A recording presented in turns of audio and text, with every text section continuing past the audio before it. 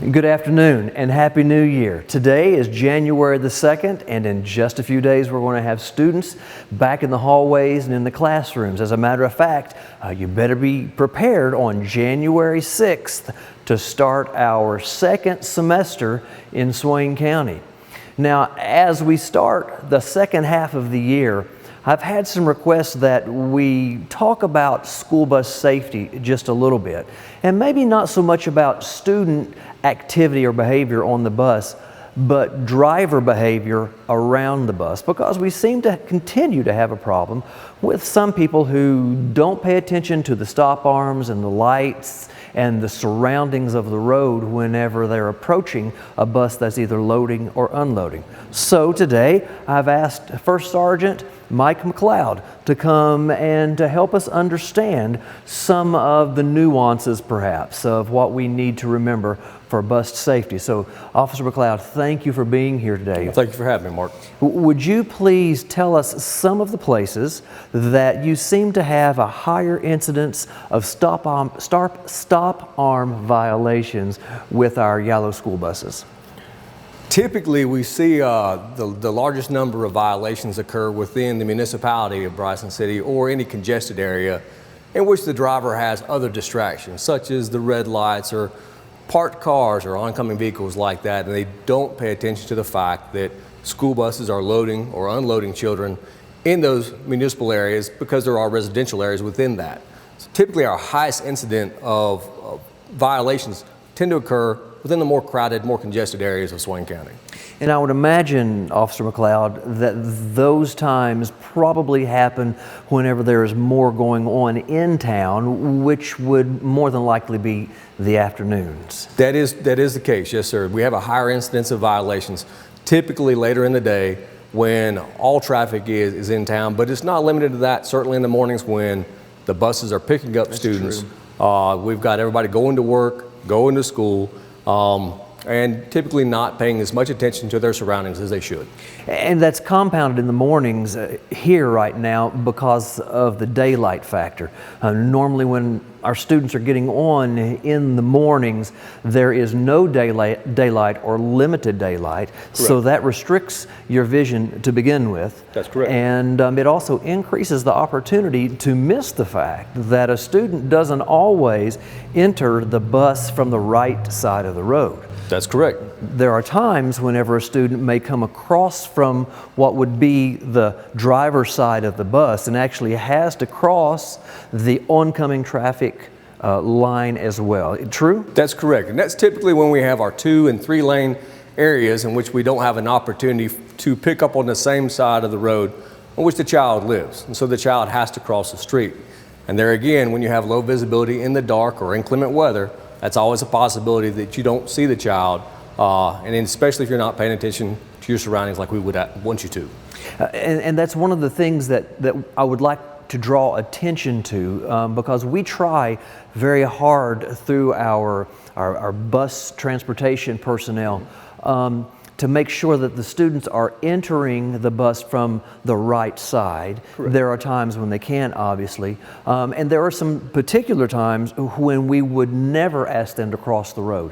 One of them would be on a divided highway. Correct. Where there's a median. Most of ours here are grass medians, or even we would not ask them to cross a 4-lane such as Veterans Boulevard. Correct. But each of those carry with them different regulations for stopping in a passenger vehicle. Could you go over some of those for us? Yes, sir. There are 5 basic situations in which you would have a driver is required to stop for a school bus. The first and most typical is your 2-lane road that has any sort of a divided line or no divided line whatsoever, but is wide enough for 2-lane traffic. All vehicles would have to stop. Those following the school bus and those approaching the school bus would both have to stop to allow the child to climb on the bus. This occurs when the flashing red lights are on and you have to wait until the flashing red lights are off and the bus proceeds on before you proceed on. The second situation where all traffic has to stop is what you refer to as a 3-lane road where you might have a turn lane or you might have a center turn lane. So you have 1 lane of travel for each direction and a center turn lane. All vehicles, those that are following the school bus, those that are in the turn lane, and those in the oncoming lane, would all have to stop. A good example of that would be here in town at Pizza Hut or the Amico station or somewhere close here to the bus garage, correct? Correct. I was thinking that, and right in front of the old federal building where the school administration is housed now. Okay. Those areas are areas we've seen violations in the past. People have a misconception that if the school bus is stopped in one direction, they wouldn't have to stop in the other. And oftentimes it's the lack of paying attention. So if I'm traveling through town, traffic needs to stop in both directions, regardless of whether there's a turn lane or not. If I'm on most of our secondary roads, traffic's going to stop. If I'm on Veterans Boulevard, because there's no center divide, traffic's going to stop. But if I'm on the interstate, the highway, but with a division between the two, traffic only has to stop on the side where the bus is. That's correct. That's the exact way to put it. So if we're on the 4-lane with a grass median or a concrete median, oncoming traffic does not have to stop. Traffic following the school bus still has to stop. Those stops are pretty rare that we would ask a school bus to stop on those roads. Or if it's 4 lanes or more divided by a center turn lane, the oncoming traffic would not have to stop, but all traffic following the school bus would, even if it was in the center turn lane. Now, we're going to talk in just a second about the fact that not everyone always obeys what those rules and regulations are. But to the public, I want you to understand also that we're always looking to improve things through the school system. And if there's a stop that is close to your house or your children are at and it's concerning you, please don't hesitate to pick up the phone and give us a call at the central office, 488-3129. It asks to speak to me or to Toby Burrell, who is our safety officer, or you can call the bus garage and we can work on that together. Now, please understand that we also have a set of regulations and rules that we have to follow about how far between stops. We have to make sure that we have distance because we can't stop every 10 or 50 feet, something like that. But we'll work with everything that we have to make sure that your sons, daughters, friends, neighbors are safe, and also that we're able to accommodate every request that you have. Now, it's possible, Officer McCleod, that someone doesn't understand the rules and ends up not stopping. That's correct. When a stop arm's out, we call that a stop arm violation. What can happen to the driver of the car if they don't stop when a bus has stopped? Typically, that gets reported to us by the school bus driver. Sometimes if they can catch the tag number and we'll write the tag number down of the violator vehicle. Other times, we have more and more stop arm cameras that will turn on as the stop arm deploys. It will show whether the red lights were activated. The cameras are very high definition cameras. It's very easy to get the tag number of the violator vehicle as it passes. Using that information, we will personally go visit the registered owner of that vehicle. School bus violations are what are called prima facie violations, meaning that using solely the registration information, we can issue a citation to the registered owner of the vehicle, regardless of having to prove operation, who was actually operating the vehicle. So it's incumbent upon the registered owner to ensure that whoever is operating their vehicle is doing so safely and within the law. So if I'm driving my father's vehicle and I don't adhere to the rule, pass the stopped bus, stop arms out, and the stop arm camera finds that I'm driving, but it's my father's vehicle, that citation is actually going to be assigned to my father. We're going to go interview your father first. The cameras are pretty good about picking up facial recognition and being able to see who is operating the vehicle. And so if we can prove that it's not your father, he would then probably ask who it was. Okay. If we can't tell who was operating the vehicle, then we would go tell your father, and we would find out whether a 50-year-old man would take a whipping or not. And I would not want to experience that, even though my father is 76 today. And now, you know, whoopings can come in a lot of different ways, not just from a 76-year-old father like mine. I would expect that if I were to break any of these rules and be convicted, that there could also be fines and other financial whippings that could come as well. You're correct. You're correct.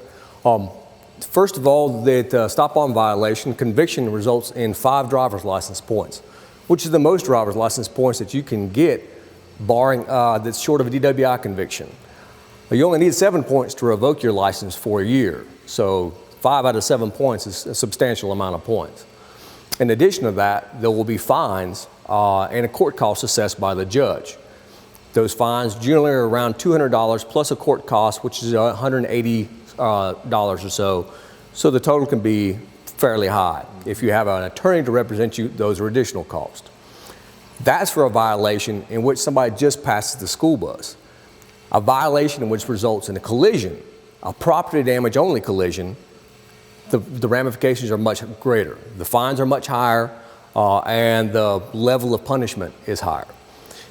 Any violation that results in injury or the death of a child, the punishment is actually increased to a felony. And a felony conviction would apply to that.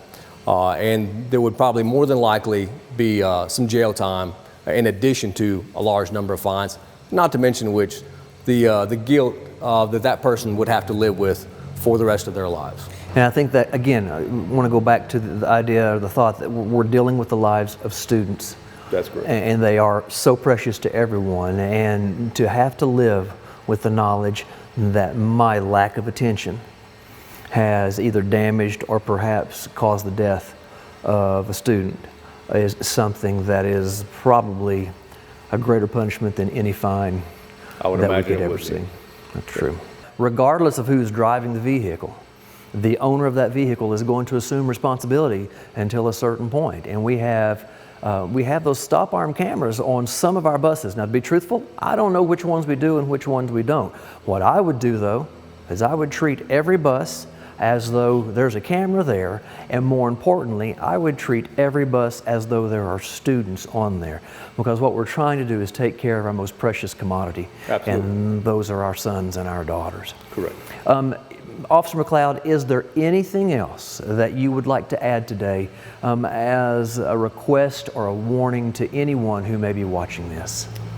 I think this school bus safety not only applies to those that are sharing the road with our school buses, but also to our students who are occupying the school buses. Speaking of those cameras, the cameras are solely limited to recording the outside. They record the inside of the bus as well. And so for disruptive students or students that become a problem and might distract the driver, it records that behavior as well. And that's something that we want to limit, is any distractions for our drivers so they can concentrate solely on the task at hand, which is operating that school bus safely from the moment they leave the school bus garage till they drop off that student and return the school bus here. And I'm very thankful that you brought that point back in. I drove a school bus in Swain County when I was 17 years old, and I only discontinued 3 or 4 years ago. So for 40 years or so, I have driven Yala school buses. And I can tell you that it's one of the most difficult things I've ever had to do, pay attention to the traffic, the road conditions, and the students on the bus who probably would prefer not to be on the bus, would prefer to be out doing something else at that point in the day. So we would ask that mothers and fathers and grandparents and aunts and uncles have a conversation with our Swain County students and help them remember that they can be a distraction and can create as much of a problem as someone who is driving a passenger vehicle and not paying attention. That's right. Thank you for bringing that up. School bus safety is an incumbent responsibility for all of us, for those of us that drive and share the road, for those of us that drive a school bus, and for those children who ride the school bus, all have a part in playing in school bus safety. Thank you for saying that. And Officer McCleod, thank you for being here with us today. Appreciate you taking your time to help us educate the public once again. Absolutely. And thanks to all of you for watching this. Again, if you have questions or concerns, don't hesitate to call us, 488-3129. We would love to hear from you, and we would certainly love to work with you. Until we get to be with you again, Happy New Year. We hope that your holiday was a blessing to you and those around you, and we look forward to bringing some more from Swain County Schools to you. God bless you, and have a great day.